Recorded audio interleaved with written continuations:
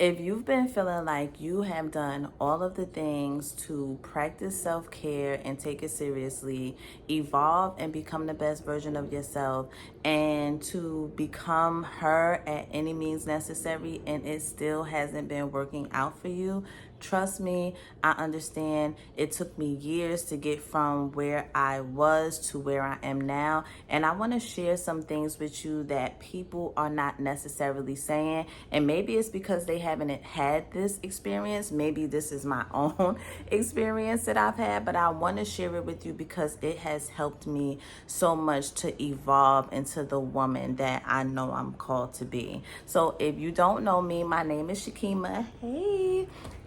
I am the owner and founder of She Evolve, and I talk about the real on becoming her and evolving into the woman that you're called to be.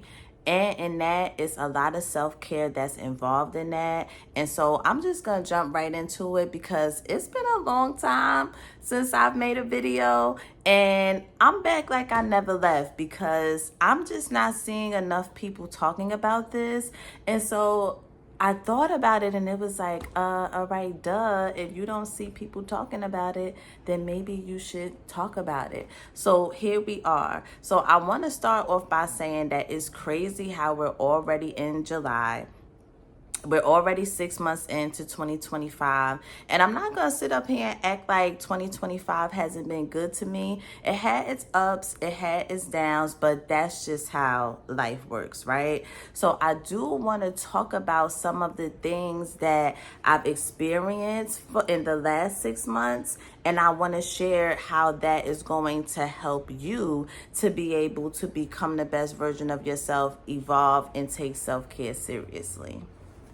So in the last 6 months of 2025, what has helped me to take self-care seriously, to become the woman that I am today, and to continue to evolve is that I realized and I recognized self-awareness, and I practiced that. And not only did I practice it, but once I became self-aware about a lot of the things that I've done, whether I like them or not, if it's something that I felt like I needed to change, I changed it immediately. That was a big deal for me. Becoming self-aware through self-reflection and self-discovery and all of the things, right? It made me look at some things and be like, yeah, Kim, that ain't it. You got to change that. So it's about knowing, because the reality is we're in an age where information is just out there.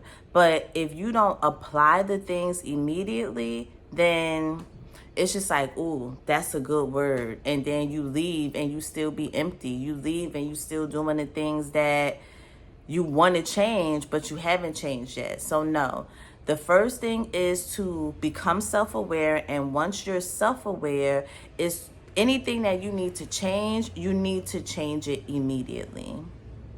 The next thing I did within the last 6 months was that I took self-care seriously, and I joined communities that aligned with that so that I can become the best version of myself. What exactly does that mean? So when I talk about self-care, I'm not talking about it from a personal hygiene perspective. You be on YouTube and it's like, oh, this is how I wash my face, and this is my beauty routine and skincare routine and all of the things. And listen, yes, you do need to take personal hygiene seriously, okay? Especially it's the summertime, like you got to be on top of it. Yes.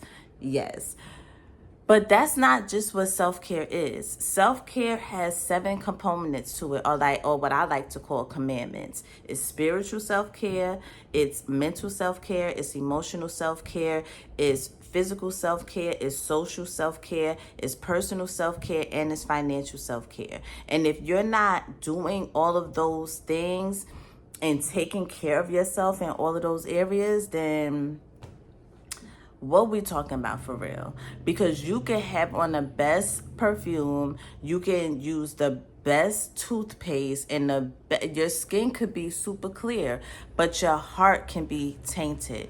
You can have iniquity in your heart.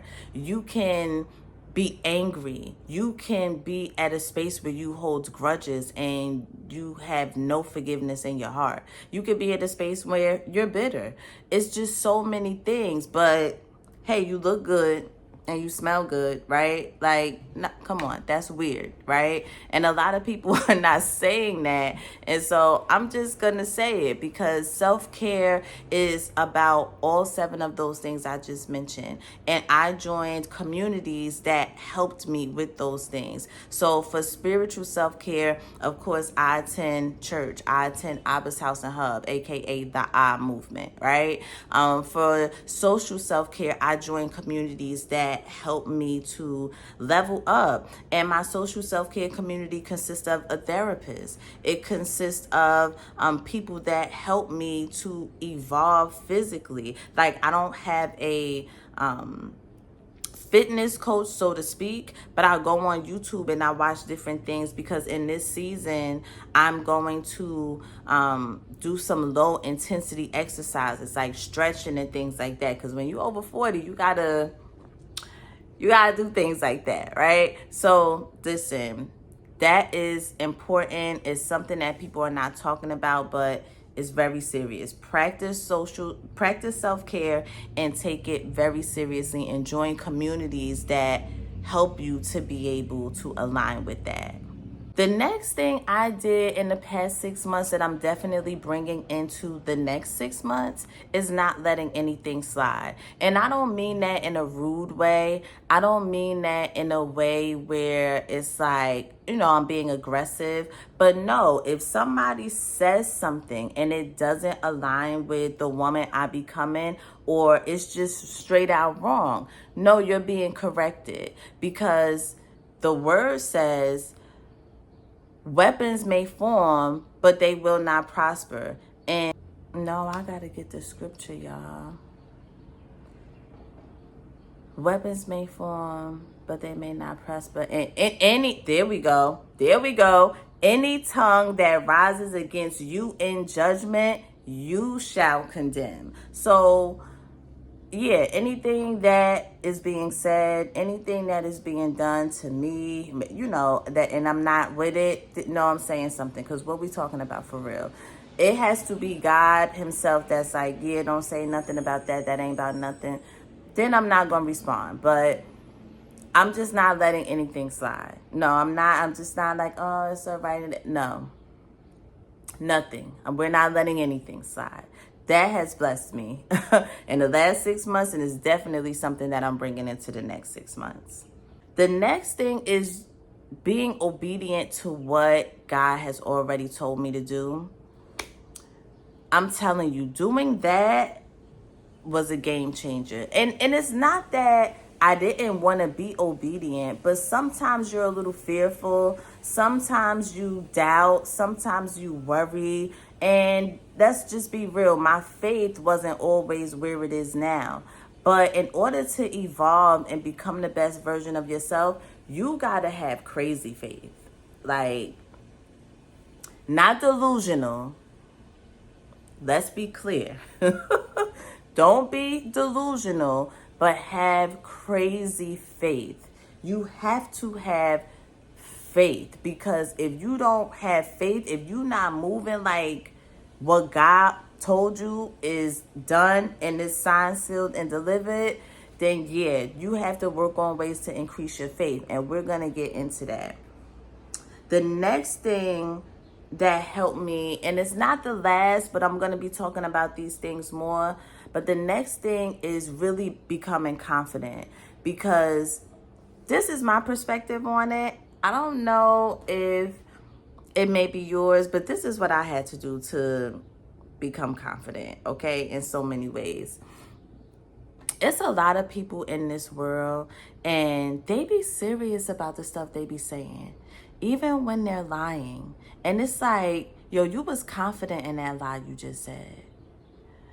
You confident selling these products to people, and you know that they really don't work. You're confident in scheming and in scamming and in all of the things. You're confident in that. So why is it that I can't be confident in the things that God told me?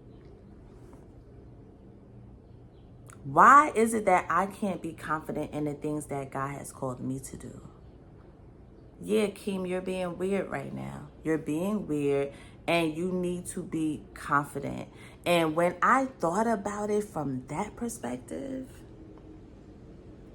listen, my confidence started to shoot through the roof, okay? So, yeah, be confident in what God is telling you, no matter what the case is, okay? So now I'm going on, we're in July, and it's time to level up. I can't hit the reset button because reset is like all of the things that I've learned. And I'm just giving you a little bit of the things that I've learned. But with everything that I learned, I can't just hit the reset button on those things. I got to add on to that. And that's what so many of us are doing. We're hitting the reset button every month. And it's like, no, those things that you learned are foundational and you got to continue to build on that, right? So for the next 6 months, but really in 90-day increments, that's what we're gonna hone in on, especially for me. If you want to join me, make sure you join me, the She Evolve Society. I'll leave all the information in the description, but I want to walk you through this with me because this is something that I take seriously, and I believe so many people, especially women, aren't where they should be in life because of these things that I'm about to share with you. So I want to transition into sharing with you what helped me to become the best version of myself, what helped me to evolve and become, and I'm still becoming, right? But just initially become the person that I know I'm called to be. And I believe that what I'm about to share with you will definitely help you, because if somebody would have told me the things that I'm about to share with you, then I think the transition may have still been heavy, but it would have been smoother and my expectations would have been a little different. So the first reason why you may be stuck and you're not the person that you feel like you should be, even though you feel like you've done all the things to become her, is because you really haven't counted up the cost. You haven't counted up the cost of becoming this new version of yourself. You haven't counted up the cost as far as the sacrifices that you will have to make. You haven't counted up the cost as far as people that you will lose, as well as people that you will gain in this experience. You haven't counted up the cost of shifting your belief system, because that's a real thing. Nobody talks about that when it comes to becoming the best version of yourself. But your belief system is everything. And not just, oh, I believe I'm going to be a millionaire, or I believe whatever it is that you want to believe about yourself. But there's deep rooted beliefs that you have now that are causing you to be right where you are, whether that's a good space or a not so good space. But there's a cost that has to be counted up, and your belief system is one of them. Like, I'll give you an example for myself. I believe that I could evolve and become the best version of myself. But then when I think about, let's see. When I think about the times when I grew up and I had dreams of becoming a hairstylist and wanting my own salon, right? Then I had a baby, and my family members was like, girl, you better go and get a job that got some benefits so you could take care of your kid. And it was that saying that created a belief in me that a job and benefits is what it is for me, not the salon owner and all of the things that I had planned. It's like, yeah, you have a baby now, And this is what you need to be doing. Everything else, yeah, that's cute, but so my belief system changed because of that. And so I just wanted to share that with you because there's some deep rooted beliefs that you may have that's not allowing you to become the best version of yourself. So you got to count up the cost of your belief. You also have to count up the cost of your character. You may be a reserved person, but to be the person that you want to be, you really have to pop out and be boisterous. You really have to step out and you have to take the lead. You may be naturally a person that wants to play the background. Like, I promise you, that's me. I just want to be the low-key friend that makes millions of dollars, that could go to the mall and I be minding my business and doing my thing because nobody really knows me for real. Like, right? Like, that's who I see for myself. But because I'm called to do certain things, that for that reason, I have to be in the front. For that reason, I have to be on YouTube and make YouTube videos. You know what I'm saying? For that reason, I have to play my leadership position and really hone into that. And so leadership, characteristics, you may be in a space where you're like, oh, I'm an introvert, but you got to be an extrovert now. Like, you got to go out and talk to people. Like, these costs are not counted up, right? And so that may be what has you stuck to where you feel like you've done all the things and you're still not her, but have you counted up the cost? Okay? That's a real thing here. So that's number one, count up the cost. The second thing is that you don't know your peak times. You don't know when you operate at your best energy-wise. And that's a problem. Prime example, it's the first of the month and you like, I'm going to hit the ground running. Like, okay? But then later on tonight, you might get your cycle. Because that's the thing, right? Now your energy is low. Now you're feeling discouraged because for the next few days, you're not going to do nothing. And then you're like, oh, I started up this month. It wasn't like how I wanted to be. I'm just going to start next week. And then next week turns into another week. And then that week turns into another week. And now you're like, oh, I'm just going to start next month. But every beginning of the month, you get your menstrual cycle, sis. You don't know your peak times. That's why a lot of you are not accomplishing your goals and becoming the best version of yourself. You don't know your peak time so that you know when to operate at your best. I don't hear nobody saying stuff like this. When I discovered it, it changed the way I do everything. You hear me? Y'all don't hear me though. It changed the way I do everything. You gotta know your peak time when you're becoming the best version of yourself. Another reason why you may not be where you want to be is because you don't practice self-care. And again, I'm not talking about personal hygiene. You Google self-care and all you see is personal hygiene videos. I'm not even going to go there on this video about that. When I say practice self-care, I mean taking care of yourself spiritually, mentally, emotionally, physically, socially, personally, and financially. The way I do that is I use my self-care planner. And I'll put it here for you to see. It reminds me to do everything. It reminds me to take care of myself spiritually. It reminds me to take care of myself emotionally and mentally. It makes me and it reminds me to say, oh, I need to cultivate my social circles. Let me hit up the chat and see what's up with Bestie today. You know what I mean? Like, it reminds me to do that. I don't have to think about that. Everything is laid out in this book and it's perfect for me to remember because I got too many other things going on to be remembering every single thing that I need support in that area. So that's why I created a planner that will allow me to be able to do that, right? And the last thing, which should have been the first thing, I'm not gonna hold you, But you're not where you want to be because you're truly not in alignment, sis. You're not. And it's okay. Like, this is a judgment-free zone, right? But you're not in alignment.